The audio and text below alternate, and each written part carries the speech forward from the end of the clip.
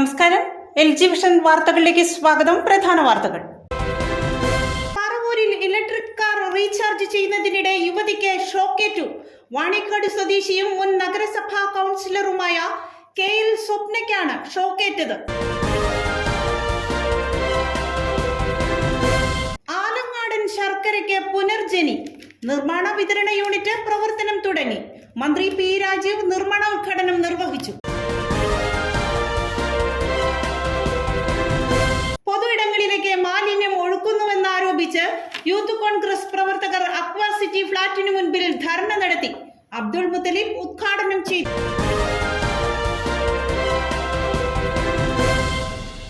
വാർത്തകളുടെ വിശദാംശങ്ങളിലേക്ക്. പറവൂരിൽ electric car recharge ചെയ്തതിനിടെ യുവതിക്ക് ഷോക്കേറ്റു. വാണിക്കാട് സ്വദേശിയും മുൻ നഗരസഭാ കൗൺസിലറുമായ KL സ്വപ്നയ്ക്കാണ് ഷോക്കേറ്റത്. KSEBയുടെ മന്നം സബ്സ്റ്റേഷൻ സമീപമുള്ള വാഹന ചാർജിംഗ് കേന്ദ്രത്തിലെ മെഷീനിൽ നിന്നാണ് വീട്ടമ്മയ്ക്ക് ഷോക്കേറ്റത്. നഗരസഭ മുൻ കൗൺസിലർ വാണിയക്കാട് കളത്തിപ്പറമ്പിൽ KL സ്വപ്നയ്ക്ക് വലതുകൈയിലെ തള്ളവിരലിനും ഇടതുകാലിനും പൊള്ളലേറ്റതിനെ തുടർന്ന് സ്വകാര്യ ആശുപത്രിയിൽ ചികിത്സ തേടി. തിങ്കളാഴ്ച രാവിലെ 6:45 സംഭവം. ഞാൻ രാവിലെ എനിക്ക് പത്തനംതിട്ടയ്ക്ക് തിരിച്ചു പോകാൻ വേണ്ടി കാറ് ചാർജ് ചെയ്യാൻ വേണ്ടി മന്നം KSEBയിൽ വന്നതാണ്, നോർത്ത് പറവൂർ സ്റ്റേഷനിൽ. അവിടെ കാറ് കുത്തിയിട്ടിട്ട് ഒരു 59% ആയപ്പോൾ ഞാൻ കാറിൻ്റെ അകത്തിരിക്കുകയായിരുന്നു. കാർ ഓഫ് ചെയ്തിട്ട് കാറിൻ്റെ അകത്തിരിക്കുകയായിരുന്നു. ഒരു 59% ആയപ്പോൾ ഒരു തന്നെ ഡിസ്കണക്റ്റായി, കറണ്ട് പോയതാണെന്നാണ് പറഞ്ഞത്. അങ്ങനെ ഞാൻ ഒരു 5 മിനിറ്റ് വെയിറ്റ് ചെയ്തിട്ട് ഞാൻ തിരിച്ച് കാറിൽ നിന്ന് ഇറങ്ങി അതിൻ്റെ ഗണ്ണൂരി. ഇത് ഡിസ്കണക്റ്റ് ആകുമ്പോഴാണ് നമുക്ക് ഗണ്ണൂരാൻ പറ്റുന്നത്. അങ്ങനെ ഗണ്ണൂരിയിട്ട് തിരിച്ചിത് മെഷീനിലേക്ക് വെച്ചപ്പോൾ പെട്ടെന്ന് ഒരു ഭയങ്കര ശബ്ദവും അതുപോലെ തന്നെ തീ പോലെ വന്നിട്ട് എനിക്ക് ഷോക്ക് അടിച്ച് ഞാനവിടെ വീഴുകയാണ് ചെയ്തത്. എൻ്റെ കൈയിൻ്റെ വിരലും അതുപോലെ തന്നെ ഇടത് ഭാഗത്ത് തൊടയുടെ ഒരു 2 ഭാഗത്ത് പൊള്ളലേറ്റിട്ടുണ്ട്. അപ്പോൾ പിന്നെ ഹാർട്ടിന് ഞാൻ ഒറ്റയ്ക്ക് ഉണ്ടായിരുന്നുള്ളൂ. ഹാർട്ടിനും ഭയങ്കരമായിട്ട് ഈ പറഞ്ഞ പോലെ ആ സമയത്ത് അറിയാലോ, ഒറ്റയ്ക്ക് ഇത്രയും വലിയൊരു 1000 വാൾട്ടാണെന്ന് അവർ തന്നെ പറഞ്ഞു. അപ്പോൾ അതിന് ഷോക്കേറ്റപ്പോൾ ഭാഗ്യം കൊണ്ടാണ് ഞാൻ രക്ഷപ്പെട്ടത്. വിവാഹശേഷം പത്തനംതിട്ടയിൽ സ്ഥിരതാമസമാക്കിയ സ്വപ്ന അവിടേക്ക് പോകുന്നതിന് മുമ്പ് വൈദ്യുതി കാർ ചാർജ് ചെയ്യാനാണ് ചാർജിംഗ് കേന്ദ്രത്തിലെത്തിയത്. കാറിൽ 59% ചാർജ് കയറിയപ്പോൾ ചാർജിംഗ് മെഷീൻ പ്രവർത്തനരഹിതമായി. വൈദ്യുതി ബന്ധം നിലച്ചതാണെന്ന് കരുതി അല്പനേരം കാത്തുനിന്നിട്ടും വീണ്ടും പ്രവർത്തിക്കാതിരുന്നതിനാൽ കാറിന്റെ കണക്ടറിൽ നിന്നും പ്ലഗ് വിച്ഛേദിച്ച ശേഷം മെഷീനിലേക്ക് തിരികെ വച്ചപ്പോഴാണ് ഷോക്കേറ്റത്. തെറിച്ചു വീണ സ്വപ്നയ്ക്ക് ശ്വാസതടസ്സവും തലകറക്കവും ഉണ്ടായി. അപകടത്തെ തുടർന്ന് താൽക്കാലികമായി ചാർജിംഗ് കേന്ദ്രം അടച്ചു. 2022 സ്ഥാപിച്ച മെഷീനിൽ നിന്ന് ഇത്തരമൊരു സംഭവം മുൻപുണ്ടായിട്ടില്ല. മെഷീൻ സ്ഥാപിച്ച ടാരക്സ് കമ്പനിയുടെ ഉദ്യോഗസ്ഥരും ഇലക്ട്രിക് ഇൻസ്പെക്ടറേറ്റ് വിഭാഗം ഉദ്യോഗസ്ഥരും വിശദമായ പരിശോധന നടത്തുമെന്ന് KSEB അധികൃതർ പറഞ്ഞു. സ്വപ്ന പറവൂർ പോലീസിൽ പരാതി നൽകി. ഞാൻ സ്വയം നെഞ്ച് തിരുമിയിട്ടാണ് എനിക്ക് സംസാരിക്കാൻ പോലും ഇത് കിട്ടിയത്. ഞാൻ നേരെ ഹോസ്പിറ്റലിൽ വന്ന് ഇവിടെ ഹാർട്ടിന് വേരിയേഷൻ ഉണ്ടായിരുന്നു. അത് കഴിഞ്ഞ് സ്റ്റേഷനിൽ ചെന്ന് ഞാൻ കംപ്ലയിൻറ്റ് കൊടുത്തായിരുന്നു. നമ്മളിപ്പോൾ ഇത്രയും പൈസ കൊടുത്ത് ഈ കാറൊക്കെ എടുത്തിട്ട് ഇപ്പോൾ ഞങ്ങളെന്ന് പറഞ്ഞാൽ ഇപ്പോൾ ഞാൻ 1.5 വർഷമായിട്ട് ഈ കാർ യൂസ് ചെയ്യുകയാണ്. ഞാൻ ആഴ്ചയിൽ പത്തനംതിട്ടയിൽ നിന്ന് ഇവിടെ വരും ഗുരുവായൂർ പോകാൻ വേണ്ടി. വരുമ്പോഴൊക്കെ ഞാൻ ഈ മന്നം KSEBയുടെ ചാർജിങ് സ്റ്റേഷനിലാണ് ചാർജ് ചെയ്യാറ്. ഇന്നലെയും വന്ന് ഞാൻ ചാർജ് ചെയ്ത് ഗുരുവായൂർ പോയി തിരിച്ച് വന്ന് ഇന്ന് പത്തനംതിട്ടയ്ക്ക് പോകാൻ വേണ്ടി വീണ്ടും ചാർജ് ചെയ്യാൻ വന്നപ്പോഴാണ് എനിക്ക് ഇങ്ങോട്ട് അനുഭവം ഉണ്ടായത്. നമുക്ക് ആകെ ഓപ്ഷൻ എന്ന് വെച്ചിട്ടുണ്ടെങ്കിൽ ദൂരയാത്ര പോകുമ്പോൾ ചാർജിങ് സ്റ്റേഷനുകളാണ്. അവിടെ ഇങ്ങനെ സുരക്ഷിതമല്ലാത്ത രീതിയിലുള്ള മെഷീനുകൾ വെച്ച് കഴിഞ്ഞാൽ നമ്മളുടെ ഈ എന്ത് വിലയാണ് നമ്മുടെയൊക്കെ ജീവിതത്തിനുള്ളതെന്നുള്ളത്. കാരണം എനിക്കിനി പേടിയാണ് ഒരു ചാർജിങ് സ്റ്റേഷനിൽ ചെന്ന് ഇനി ചാർജ് ചെയ്യാൻ എനിക്ക് പേടിയാണ്. കാരണം ഞങ്ങൾക്ക് 2 EV ഉണ്ട്. അപ്പോൾ സത്യം പറഞ്ഞാൽ എങ്ങനെ ഇത് ഇനി മുന്നോട്ട് കൊണ്ടുപോകുന്നൊരു പിടുത്തമില്ല. കാരണം എനിക്ക് ഈ ടയറക്സ് എന്ന് പറഞ്ഞൊരു കമ്പനിയുടെ ചാർജിങ് സ്റ്റേഷനാണ് അവിടെ ഇരിക്കുന്നത്, കമ്പനിയുടെയാണ്. അപ്പോൾ എനിക്ക് അതിൻ്റെ നിലവാരമില്ലായ്മ ആയിരിക്കാം ഇങ്ങനെ സംഭവിച്ചേക്കണേ. അല്ലെങ്കിൽ കേരളത്തിൽ ആദ്യമായിട്ടാണ് ഇങ്ങനെ, ഞങ്ങളും ഗോവ വരെയൊക്കെ യാത്ര ചെയ്തിട്ടുണ്ട് ഈ കാറിൽ. ഒത്തിരി സ്റ്റേഷനിൽ ചാർജ് ചെയ്യണതാണ്. അപ്പോൾ അത് അവർക്കെതിരെയാണ് എനിക്ക് എൻ്റെ കംപ്ലയിൻറ്റ് പറയാനുള്ളത്. KSEBയും ഇങ്ങനെ വെക്കുമ്പോൾ നിലവാരമുള്ള ഇത് വെക്കണം. KSEBയുടെ ഭാഗത്ത് തെറ്റുണ്ട്. അപ്പോൾ ഞാൻ അവർക്കെതിരെ കംപ്ലയിൻറ്റ് കൊടുത്തിട്ടുണ്ട്. ഈ പറഞ്ഞ മൊഴിയൊക്കെ രേഖപ്പെടുത്തിയിട്ടുണ്ട്. അപ്പം ഞാനിപ്പോൾ രാവിലെ അഡ്മിറ്റ് ചെയ്ത് ഞാൻ പോയതാണ്. വീണ്ടും എനിക്ക് ഹാർട്ടിന് ഭയങ്കര ബുദ്ധിമുട്ടും ഈ പറഞ്ഞ കൈയും പുറവും ഹാർട്ടും കൂടി ഒരു തിക്കലും കുത്തിൽ വേദന പോലെ വന്നിട്ട് ഞാൻ വീണ്ടും ഹോസ്പിറ്റലിൽ വന്നേക്കാണ്. ആദ്യമായിട്ട് മുന്നോട്ട് പോവുകയാണ്. പരാതി ഞാൻ കൊടുത്തിട്ടുണ്ട്. നോർത്ത് പറവൂർ പോലീസ് സ്റ്റേഷനിൽ പരാതി കൊടുത്തിട്ടുണ്ട്. ആലങ്ങാടൻ ശർക്കരയ്ക്ക് പുനർജനി. നിർമ്മാണ വിതരണ യൂണിറ്റ് പ്രവർത്തനം തുടങ്ങി. മന്ത്രി P രാജീവ് നിർമ്മാണോദ്ഘാടനം നിർവഹിച്ചു. ആലങ്ങാട് ഗ്രാമത്തിന്റെ തനത് കാർഷിക ഉൽപ്പന്നമായിരുന്ന ആലങ്ങാടൻ ശർക്കര 43 വർഷങ്ങൾക്ക് ശേഷം വീണ്ടും വിപണിയിലെത്തുകയാണ്. പെരിയാറിന്റെ എക്കൽ മണ്ണിൽ വിളഞ്ഞ കരിമ്പിൽ നിന്നും ഉണ്ടാക്കിയിരുന്ന ശർക്കര ഗുണമേന്മയിൽ ഏറെ മുന്നിലായിരുന്നു. പലവിധ പ്രതിസന്ധികളിലും പെട്ട് നിലച്ചുപോയ ആലങ്ങാടൻ ശർക്കര 4 പതിറ്റാണ്ടുകൾക്ക് ശേഷം പുനരുജ്ജനിച്ചിരിക്കുകയാണ്. മന്ത്രി പി രാജീവ് കളമശ്ശേരി നിയോജക മണ്ഡലത്തിൽ നടപ്പിലാക്കി വരുന്ന കൃഷിക്കൊപ്പം കളമശ്ശേരി പദ്ധതിയിലാണ് ആലങ്ങാടൻ ശർക്കരയ്ക്ക് ശാപമോക്ഷം ഏകിയിരിക്കുന്നത്. കൃഷി വിജ്ഞാൻ കേന്ദ്രയുടെ നേതൃത്വത്തിലാണ് കരിമ്പ് കൃഷി ആരംഭിച്ചതും ഇപ്പോൾ ശർക്കര നിർമ്മാണ യന്ത്ര സാമഗ്രികൾ സ്ഥാപിച്ചിരിക്കുന്നതും. ശർക്കര നിർമ്മാണ വിതരണ യൂണിറ്റിന്റെ ഉദ്ഘാടനം മന്ത്രി പി രാജീവ് നിർവഹിച്ചു. പഞ്ചായത്തിൻ്റെ ദേശത്തിലാകെ കൃഷി ഉണ്ടായിരുന്നു. ഇപ്പോഴാണല്ലോ പഞ്ചായത്ത്, ബ്ലോക്ക് പഞ്ചായത്തൊക്കെ വന്നത്. ആ കാലഘട്ടത്തിൽ ആലങ്ങാട് ശർക്കര സഞ്ചാരികളുടെ കുറിപ്പുകളിൽ വരെ ഇടം കിട്ടിയ സവിശേഷമായ ഉൽപ്പന്നമായിരുന്നു.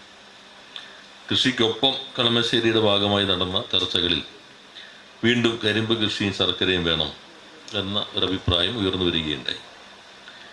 അത് നന്നായി തന്നെ പ്രായോഗികമാക്കാൻ ഇപ്പോൾ ഇവിടെ ബാങ്ക് മുൻകൈയെടുത്തു. അതിന് ആലങ്ങാട് സഹകരണ ബാങ്കിനെ ഞാൻ ഈ സന്ദർഭത്തിൽ പ്രത്യേകം അഭിനന്ദിക്കുകയാണ്. കർഷകൻ കൃഷിയിൽ നിൽക്കണമെങ്കിൽ ലാഭം കിട്ടണം. അതുകൊണ്ടാണ് സമഗ്ര പദ്ധതിയായിട്ട് കൃഷിക്കൊപ്പം കളമശ്ശേരി നമ്മൾ അവതരിപ്പിച്ചത്. ഇപ്പോൾ 1300 ഏക്കറിൽ പുതുതായി കൃഷി കൊണ്ടുവരാൻ കഴിയും. ഇപ്പോൾ നാലാമത്തെ ബാങ്കിൻ്റെ പദ്ധതിയാണ് ഉദ്ഘാടനം ചെയ്യുന്നത്. ആദ്യം മാഞ്ഞാലി കൂവേട തുടങ്ങി, കുന്നുകര കപ്പ കായ പ്രൊഡക്ഷൻ തുടങ്ങി, നമ്മുടെ വെളിയത്തിനാട് കൂണിൻ്റെ പ്രൊഡക്ഷൻ തുടങ്ങി. ഇവർ മില്ലറ്റാണ്, അതിൻ്റെ ഉൽപ്പാദനം തുടങ്ങി. ഇപ്പോൾ പ്രൊഡക്ഷനിൽ 4ാമത്തേതാണ് ആലങ്ങാടിൻ്റെ ഈ ശർക്കര. ഞാൻ നേരത്തെ ഒന്ന് വന്ന് കണ്ടിരുന്നു എങ്ങനെയാണ് അതൊക്കെ നോക്കുന്നത്. എന്നാൽ അന്ന് തുടങ്ങുമ്പോൾ വേണ്ടത്ര സാങ്കേതികമായി പിൻബലമില്ല, ഒരു ആത്മവിശ്വാസം തുടങ്ങാറുണ്ട്. അപ്പോൾ KVKയുടെ ഒരു സഹായം കൂടി അവരുടെ പദ്ധതിയിൽ കൂടി ഉൾപ്പെടുത്തി, അതുകൂടി നമുക്ക് സഹായകരമായി. അതിനും KVKയോട് പ്രത്യേകം നന്ദി രേഖപ്പെടുത്തുന്നു. വിപുലപ്പെടുത്താൻ ആവശ്യമായ സാങ്കേതിക വിദ്യയും സാമ്പത്തിക സഹായവും പരമാവധി KVK തുടർന്നും നൽകേണ്ടതുണ്ട്. Bank president CS Dileep Kumar അധ്യക്ഷത വഹിച്ചു. ബാങ്ക് ഭരണസമിതി അംഗം CP ശിവൻ സ്വാഗതം പറഞ്ഞു. സെക്രട്ടറി KB ജയപ്രകാശ് റിപ്പോർട്ട് അവതരിപ്പിച്ചു. കൃഷി വിജ്ഞാന കേന്ദ്രം principal scientist doctor Shinoj Subrahmanyan മുഖ്യാതിഥിയായി. Alangad block panchayat president Ramya Thomas, panchayat president PM Manaf, സഹകരണ ജോയിന്റ് രജിസ്ട്രാർ ജോസൽ ഫ്രാൻസിസ്, കൃഷി deputy director P Indu Nair, NABARD ജില്ലാ development manager CJ Ajeesh Balu, ജില്ലാ പഞ്ചായത്ത് അംഗം KV Raveendran, Kerala bank director Mani വിധേയത്തിൽ, ATMA block technology manager TN Nishil, ലതാസ് Purushan, CS Sumesh, MK Babu, MP Vijayan, ഡാലു D Kariyatti, MR താര തുടങ്ങിയവർ സംസാരിച്ചു. പൊതു ഇടങ്ങളിലേക്ക് മാലിന്യം ഒഴുക്കുന്നുവെന്നാരോപിച്ച് യൂത്ത് കോൺഗ്രസ് പ്രവർത്തകർ അക്വാസിറ്റി ഫ്ളാറ്റിന് മുൻപിൽ ധർണ നടത്തി. അബ്ദുൾ മുത്തലിബ് ഉദ്ഘാടനം ചെയ്തു. കരുമാനൂർ പഞ്ചായത്തിലെ 8ാം വാർഡിൽ 2014 പ്രവർത്തനം ആരംഭിക്കുകയും 10 വർഷം പിന്നിട്ടിട്ടും ഫ്ളാറ്റ് നിയമങ്ങളും ചട്ടങ്ങളും പാലിക്കാതെ ജനവാസ മേഖലയിലേക്ക് മാലിന്യം ഒഴുക്കുന്നതിൽ പ്രതിഷേധിച്ചാണ് യൂത്ത് കോൺഗ്രസിന്റെ നേതൃത്വത്തിൽ മാമ്പ്ര അക്വാസിറ്റി ഫ്ളാറ്റിന് മുന്നിൽ പ്രതിഷേധ ധർണ നടത്തിയത്. പരിസരവാസികൾക്ക് മാത്രമല്ല, സമീപത്തെ ആരാധനാലയത്തിൽ പ്രാർത്ഥനയ്ക്ക് പോകുന്നതിന് പോലും കഴിയാത്ത അവസ്ഥയാണെന്ന് യൂത്ത് കോൺഗ്രസ് ആരോപിക്കുന്നു. 7 ഫ്ളാറ്റുകളും നിരവധി വില്ലകളുമുള്ള സമുച്ചയത്തിൽ നാളിതുവരെ മാലിന്യ വാട്ടർ ട്രീറ്റ്മെന്റ് പ്ലാന്റ് സ്ഥാപിച്ചിട്ടില്ലെന്നും ഇവർ ആരോപിച്ചു. KPCC general secretary advocate B Abdul Muthalib dharna ഉദ്ഘാടനം ചെയ്തു. ആലോചിക്കണം, ഈ പഞ്ചായത്തിൽ ഈ വാർഡിനെ 7ാം വാർഡിനെ പ്രതിനിധീകരിക്കുന്ന വാർഡ് മെമ്പർ എന്താണ് ഇതുവരെ ഈ അക്വാസിറ്റിയിലെ ഉപദ്രവം കൊണ്ട് ഈ പ്രദേശത്തെ ജനങ്ങൾ അനുഭവിക്കുന്ന ദുരിതങ്ങൾക്ക് അറുതി വരുത്താൻ, ആ ദുരിതങ്ങൾ ഇല്ലായ്മ ചെയ്യാൻ എന്താണ് ചെയ്തിട്ടുള്ളത്?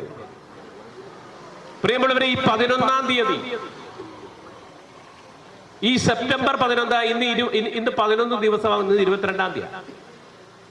ഈ സെപ്റ്റംബർ 11 ഫോർട്ട് കൊച്ചി RDOയുടെ ഒരു ഉത്തരവുണ്ട്. അത് ഇവിടെ കിട്ടിയോ? ഫോർട്ട് കൊച്ചി RDOയുടെ ഒരു ഉത്തരവുണ്ട്. ആ ഉത്തരവിൽ പറഞ്ഞിരിക്കുന്നു, 10 ദിവസത്തിനകം 22ാം തീയതിക്കകം അക്വാസിറ്റിയിൽ നിന്ന് ഒഴുകുന്ന മാലിന്യം, ആ മാലിന്യം അവിടെ തന്നെ ടാങ്കുകൾ കെട്ടി നിയമപരമായി പറഞ്ഞിട്ടുള്ള രീതിയിലുള്ള സംസ്കരണം നടത്തി റിപ്പോർട്ട് കൊടുക്കാൻ പറഞ്ഞിരിക്കുന്നു പഞ്ചായത്തിനോട്, പഞ്ചായത്ത് സെക്രട്ടറിക്ക്. ഇതിന്റെ ഉടമ ഈ ഫ്ളാറ്റിന്റെ ഈ ടൗൺഷിപ്പിന്റെ ഉടമക്ക് കത്ത് കൊടുത്തിരിക്കുന്നു, RDO ഉത്തരവ് കൊടുത്തിരിക്കുന്നു. യൂത്ത് കോൺഗ്രസ് മണ്ഡലം പ്രസിഡന്റ് റിതിൻ ഗോപി അധ്യക്ഷത വഹിച്ചു.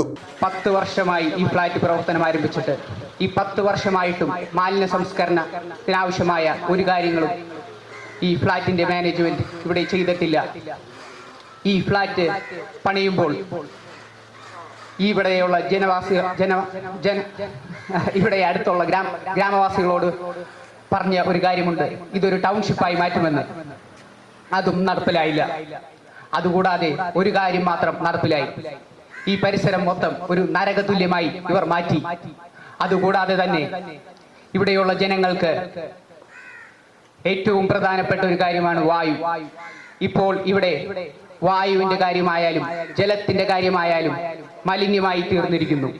AS അൽത്താഫ് സ്വാഗതം പറഞ്ഞു. പഞ്ചായത്ത് പ്രതിപക്ഷ നേതാവ് AM അലി, കോൺഗ്രസ് മണ്ഡലം president EM Abdul Salam, youth Congress നിയോജക മണ്ഡലം പ്രസിഡന്റ് റിയാസ് പുളിക്കായത്ത്, ജില്ലാ സെക്രട്ടറി റസീഫ് അടമ്പയിൽ, കോൺഗ്രസ് നേതാക്കളായ VI Kareem, Santhosh P Augustine, Rasheed Kodiyan, Eby Manjooran, Mahila Congress ജില്ലാ general secretary Bindu Gopi, AM Abu, Susan Varghese, Sumangali Shaji, Khadeeja BV Abu, ജമാഅത്ത് പ്രസിഡന്റ് ബിനു അബ്ദുൽ കരീം, യൂത്ത് കോൺഗ്രസ് നേതാക്കളായ ജാക്സൺ, മൻസൂർ, ഇസ്മായിൽ, നെജു പള്ളത്ത് തുടങ്ങിയവർ സംസാരിച്ചു.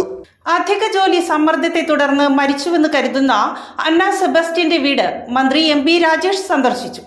അധിക ജോലി സമ്മർദ്ദത്തെ തുടർന്ന് മരിച്ചെന്ന് കരുതുന്ന അന്ന സെബാസ്റ്റ്യന്റെ വീട് തദ്ദേശ സ്വയംഭരണ വകുപ്പ് മന്ത്രി MP രാജേഷ് സന്ദർശിച്ചു. വീട്ടിലെത്തിയ രാജേഷ് മാതാപിതാക്കളെ ആശ്വസിപ്പിക്കുകയും കുടുംബം തുടങ്ങിവെച്ച പോരാട്ടത്തിന് എല്ലാവിധ പിന്തുണയും നൽകുമെന്ന് മന്ത്രി പറഞ്ഞു.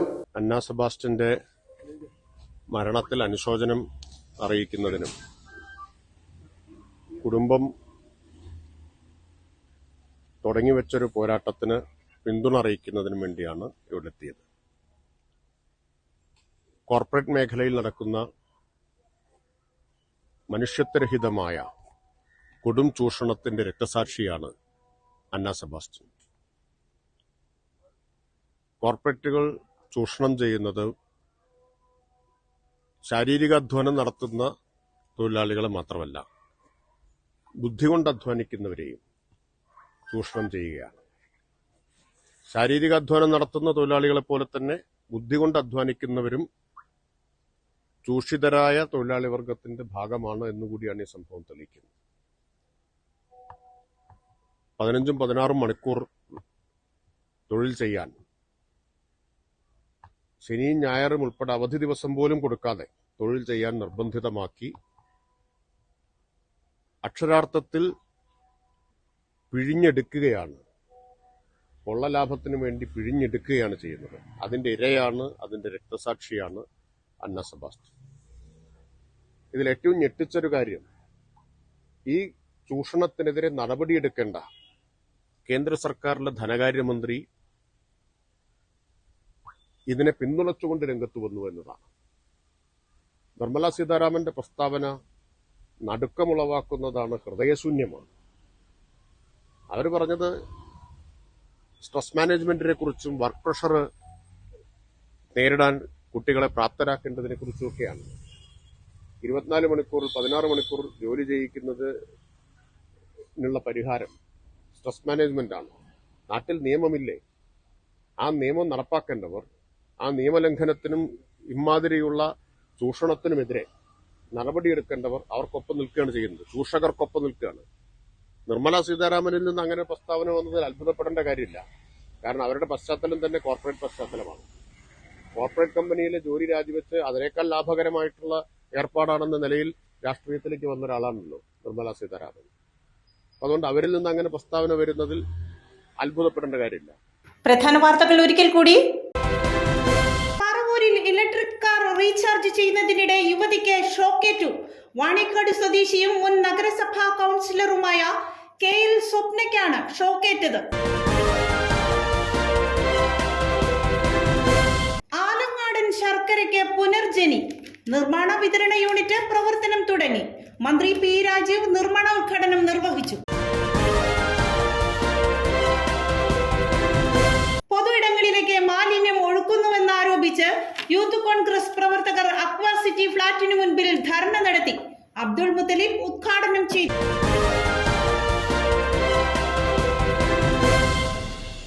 ഇതോടെ വാർത്താ ബുള്ളറ്റിൻ സമാപിക്കുന്നു. നാളെ ഇതേ സമയം LG വിഷനിൽ. നമസ്കാരം.